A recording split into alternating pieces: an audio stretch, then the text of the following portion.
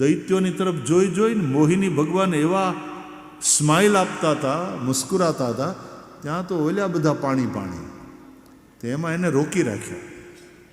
સુરા અને દારા. દારા એટલે સ્ત્રી. વાઇન એન્ડ વુમન, એ બંનેનો નશો હોય છે દૈત્યો, એને કહેવાય જે ઈવડાઈ નશામાં ફસાયેલા હોય. સમુદ્ર મંથનથી સુરા અને સુધા બંને નીકળ્યા છે. એમાં સુરા વાઇન એ દૈત્યો લઈ ગયા, અને આજે આ દારા, દારા એટલે સ્ત્રી, સ્વયં ભગવાન મોહિની બનીને આવ્યા, દૈત્યોને મોહિત કર્યા અને આમ દેવતાઓને અમૃત વહેંચતા હતા. એમાં એક દૈત્ય રાહુ, એને એમ થયું કે મારું કાંઈક દાળમાં કાળું છે, એટલે દેવતાનું રૂપ લઈ અને દેવતાઓની પંગતમાં સૂર્ય અને ચંદ્રની વચ્ચે બેસી ગયો. વારો આવ્યો એટલે એણે હાથ ધર્યો, અને ભગવાન તો બધાને પાતા હતા એના હાથમાં એ ગયું, અને એ જ્યાં આમ મોઢે અડાડે ત્યાં એ કે અસુર છે, અસુર, દૈત્ય છે, દૈત્ય છે, અમારી પંગતમાં બેસી ગયો. અને ભગવાને આમ જોયું, તરત સુદર્શન છોડ્યું, ચક્ર, ગળું કાપ્યું, પણ ચાખી તો ગયો તો ને અમૃત. એટલે રાહુ અને કેતુ બે થયા. એ બે નહીં તે 8 આહુતિ આપવી પડે. બ્રહ્મા મુરારી ત્રિપુરાંધકારી ભાનુ શશી ભૂમિ સુતો બુધશ્ચ ગુરુશ્ચ શુક્ર શનિ રાહુ કેતવ સર્વે ગ્રહા શાંતિકરા ભવંતુ. પછી ઘણાને રાહુ દશા અને ઘણાને કેતુ દશા. ના અમારે જ્યોતિષીઓને પૂછો કોણ નડે છે, કેવી રીતે નડે છે, શું કામ નડે છે, તમારા કયા ઘરમાં, કોને ક્યાંથી વક્ર દ્રષ્ટિથી જોવે છે, વગેરે વગેરે જ્યોતિષીઓ સમજાવે.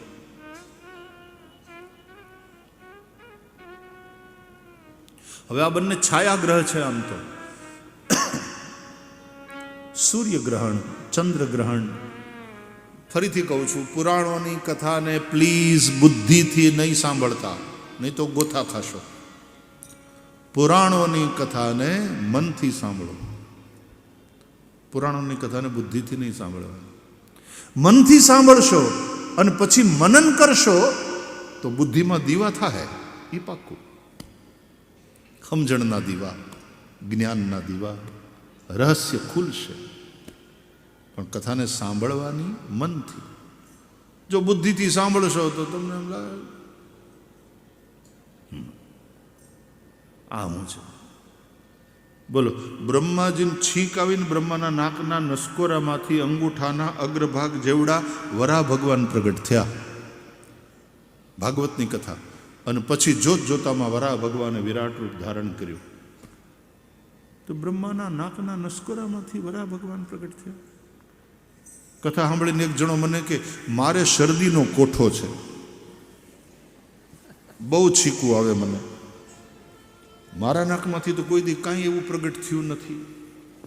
અને શરદી થાય પછી આપણા નાકમાંથી જે પ્રગટ થાય એ રાખ્યા જેવું ન હોય, સાફ કરી નાખ્યા જેવું હોય. અને બ્રહ્માને વળી છીંકું આવે ને બ્રહ્માના નાકના નસકોરામાંથી વરાહ પ્રગટ થાય. હવે આ કથાને જો તમે બુદ્ધિથી સાંભળશો તો તમે પ્રશ્ન જ કરવાના. અને બહારના લોકો જે આ બધા પુરાણો સાંભળે છે એમ થાય કે ક્યાં રબ્બીશ બાતે હૈ, ક્યાં બચકાના બાતે હૈ. પણ ભાગવતની આ સમાધિ ભાષા છે વાલા. ઉપર ઉપરથી જો તો એ મગફળી, પણ એની અંદરના દાણા માટેથી ફોતરા નોખા કરવા પડે, મગફળી ફોલવી પડે. આપણા જમાનામાં ત્યારે મગફળીને ફોલવા માટે અને દાણા કાઢવા માટે થઈ અને એક માણું દાણા કાઢો તો આટલા પૈસા મળતા. પછી ઘણા બે હાથે મગફળી ફોલતા, એની પ્રેક્ટિસ હોય ને. પણ હોઠ છોલાઈ જાય. કેટલાય મગફળી ફોલી છે એ રીતે.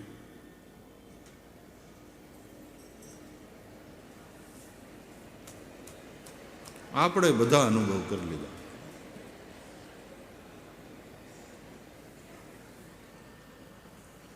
હોઠ છોલાઈ જાય.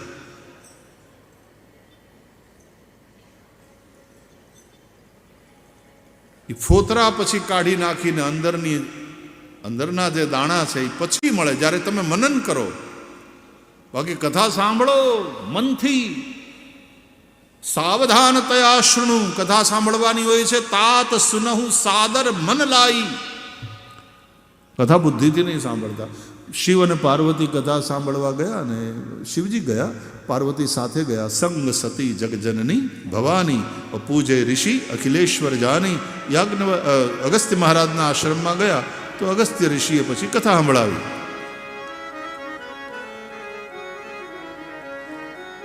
રામ કથા મુનિ બરજ બખાની. રામ કથા મુનિ બરજ બખાની. સુની મહેશ પરમ સુખ માની. સુની મહેશ પરમ સુખ માની. રામ કથા મુનિ બરજ બખા.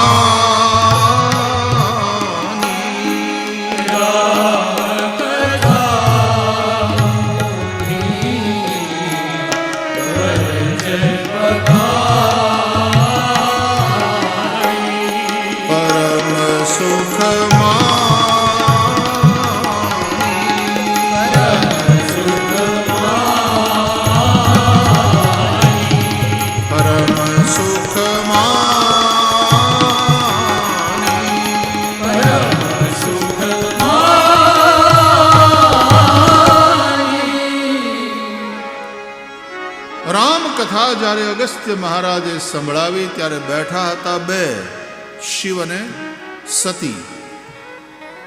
અને સુની મહેશ પરમ સુખ માની. महादेव ने सुना, महादेव ही सुनेंगे. सती है मती, बगल में बैठी है, साथ में बैठी है, लेकिन सुनेंगे महेश. सुनना है मन से, बुद्धि को बिठाओ साथ में. ये नहीं कि कथा सुनने के लिए आओ तो बुद्धि को घर पे छोड़ के आओ ना. बुद्धि साथ लेकर पति पत्नी हारे आवे नहीं, बहु हारे.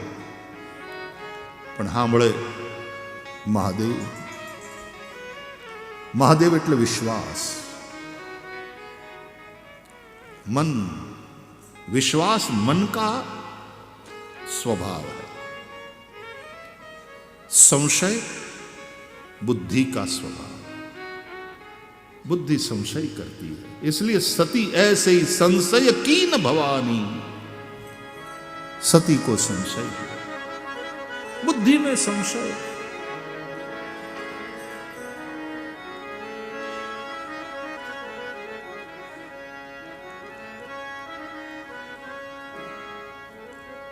પછી મહાદેવ સતીને સમજાવ છે.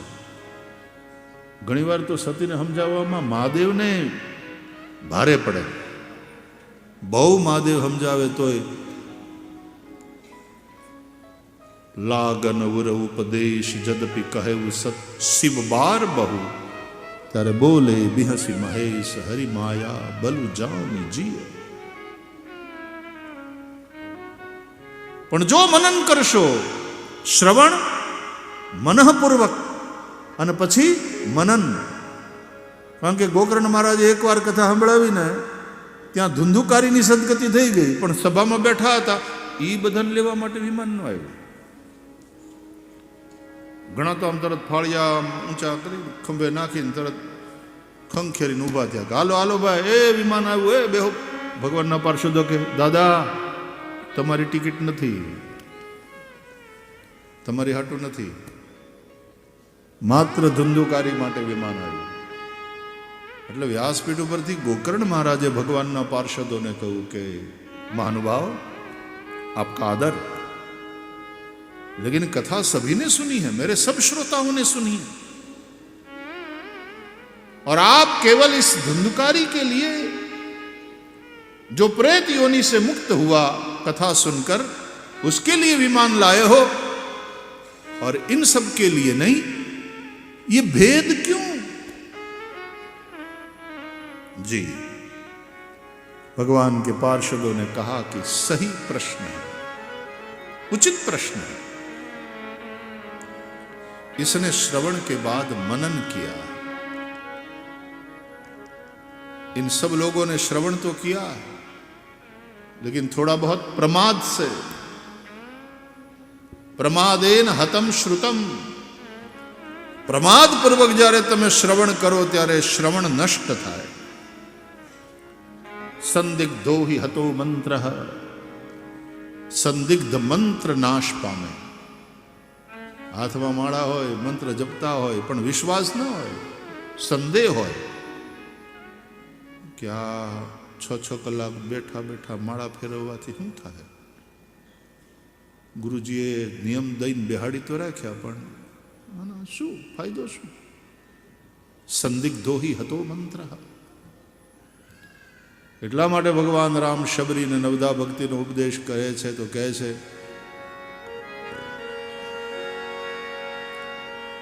મંત્ર જાપ મમ દ્રઢ વિશ્વાસા, પંચમ ભજન સુબેદ પ્રકાશ।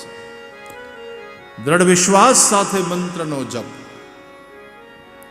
તો સંદિગ્ધો હિ હતો મંત્ર। અવૈષ્ણવો હતો દેશ।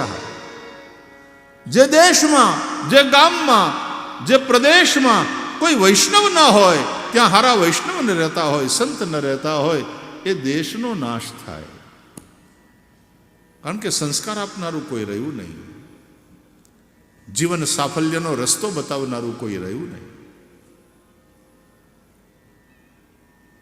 તો આ બધાએ સાંભળ્યું તો છે, પણ ન તથા મનનમ કૃતમ, આના અનુસાર બધાએ મનન નથી કર્યું, અને એટલા માટે ફલભેદ થયો છે। પછી તો ગોકર્ણ મહારાજ ફરીથી એકવાર કથા સંભળાવે છે। બધા લોકોને કહ્યું છે કે આ નિયમપૂર્વક સાંભળો, ખાલી બેઠા રહો એનાથી કંઈ નહીં થાય। તમે 3 કલાક કથામાં બેહો, પણ 3 મિનિટની કથા તમારામાં ન બેહે। 56 ભોગની વચ્ચે આપણે આસન લગાવીને બેસી જઈએ અને 6 કલાક બેઠા રહીએ, એમ ભૂખ ભાંગે? 56 ભોગમાંથી 2 લાડવા આપણી અંદર બેહે। સખડી અનસખડી ભોગ જે કંઈ ભગવાનને ધરાયો હોય એ આપણે લઈએ, ખાઈએ। 2-4 આઈટમ આપણી અંદર બેસે તો ભૂખ ભાંગે ને, તો જીવન પ્રાપ્ત થાય, તો ઉર્જા મળે। એમ આપણે કથામાં બેસીએ, પણ કથા આપણામાં ન બેસે તો શ્રવણ તો કરો, પણ સાથે સાથે મનન। મારે એ કહેવું છે કે કથા મનથી સાંભળવાની વસ્તુ છે, બુદ્ધિથી નહીં। બુદ્ધિથી સાંભળશો તો બુદ્ધિ બહુ સંશય તર્ક કરશે, સંશય ઊભા થશે। પણ જો મનથી સાંભળશો ને પછી મનન કરશો તો બુદ્ધિમાં એવા દીવા થાય કે પછી બુદ્ધિને કંઈ પૂછવા પણ જ નહીં રહી। પછી બુદ્ધિ એમ કહે છે ઘણું બધું પૂછવું હતું, પણ હવે કાંઈ નથી પૂછવું, સમજાઈ ગયું, બધું સમજાઈ ગયું, સમાધાન થઈ ગયું। मैं कृतकृत्य भयऊ अब तव प्रसाद विष बेस उपजी राम भक्ति दृढ़ बीते सकल कलेश। जम पार्वती जी रामचरितमानसना अंते बोल्या છે। તો બ્રહ્માને છીંક આવે ને બ્રહ્માના નાકના નસકોરામાંથી વરાહ ભગવાનનું પ્રાગટ્ય થાય। આ કથાને જો બુદ્ધિથી સાંભળશો તો નહીં ઉતરે ભેજામાં વાત। પુરાણોની કથા મનથી સાંભળવાની છે, અને પછી મનન કરો, અને ફોફા દૂર અને અંદરથી દાણા। એના માટે થઈને કથા સાંભળવા જવું પડે. એકલા ઘરે બેસીને ભાગવત સાંભળો સારી વાત, ઘરે બેસીને ભાગવત વાંચવું જ જોઈએ, પણ કથા સાંભળવા જાઓ. કુચી મારા ગુરુજીને હાથ લાખા રે, ગુરુજી આવે તો તાળા મારા ઉઘડે. આ કથાના જે રહસ્યો છે એ તો આપણને આપણા આચાર્ય પુરુષો સમજાવે. મહાપ્રભુ શ્રી વલ્લભાચાર્યજી એની સુબોધિની વાંચો તો સમજાય રહસ્ય ભાગવતનું. શ્રીધર સ્વામીની શ્રીધરી ટીકા ભાગવતની એ સાંભળો, રહસ્ય સમજાય. ચિત્સુખી વાંચો, રહસ્ય સમજાય. કેટલા આચાર્યોએ શ્રીમદ ભાગવત ઉપર ટીકાઓ કરી છે.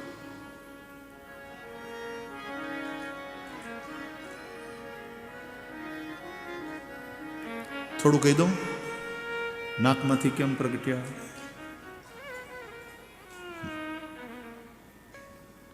વરાહ ભગવાન છે ને, પૃથ્વીને જળમાંથી બહાર કાઢવા માટે આવ્યા છે.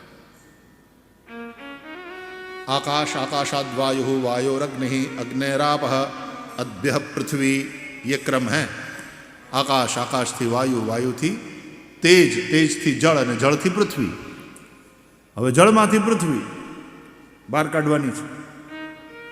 ગાયને દોઈને દૂધ, દૂધને પાછું ચૂલે ચડાવ્યું, એને ગરમ કરીને પછી ટાઢું કર્યું, એમાં મેળવણ નાખ્યું, ને એનું દહીં, દહીંને વળી પાછો એમાં પાણી નાખીને એની અંદર રવાયો નાખ્યો, અને પછી છાશ ફેરવી એટલે છાશ, ઓર વધારે મંથન કર્યું એટલે એમાંથી માખણ નીકળ્યું, એટલે માખણનો પિંડો, અને પછી એ માખણને વળી પાછું ઉતાવ્યું તો ઘી થયું. એમ આકાશ, આકાશથી વાયુ, વાયુથી તેજ, તેજથી જળ, જળથી પૃથ્વી. હવે આ જલ તત્વમાંથી પૃથ્વી તત્વને બહાર કાઢનાર, પ્રગટ કરનાર જે પરમ શક્તિ છે એનું નામ વરાહ. વરાહનો અર્થ થાય વર એટલે શ્રેષ્ઠ, અહ એટલે દિવસ.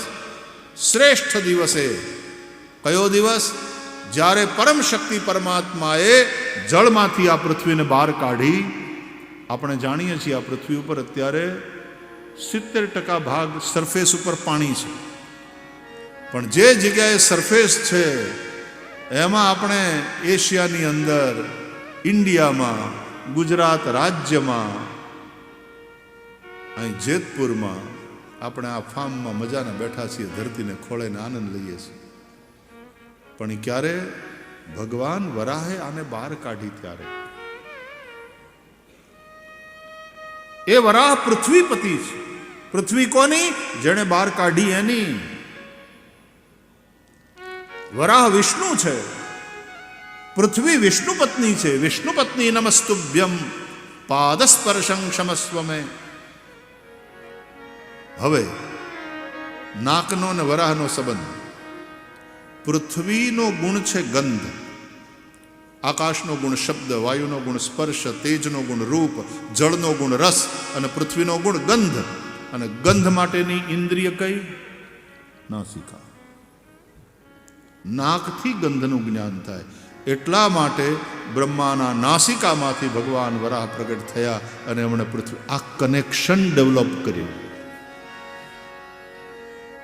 આ પુરાણોની સ્ટોરીઝ છે, આ કથાઓ છે.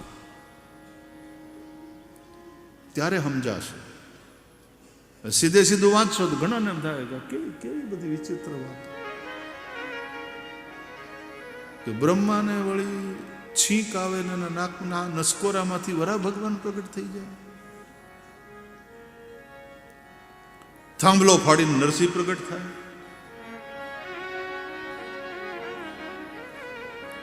એવી કેટલી કથાઓ તમે સાંભળશો આ ભાગવતમાં. બુદ્ધિથી સાંભળશો તો સમજાશે નહીં, મનથી સાંભળો. તાત સુનહુ સાદર મન લાઈ. અને મનથી સાંભળ્યા પછી મનન કરો. ન સમજાય ત્યાં કોઈ સાધુ પુરુષને, કોઈ આચાર્ય પુરુષની પાસે જઈને પૂછો તો એ રહસ્યના તાળા ખોલશે.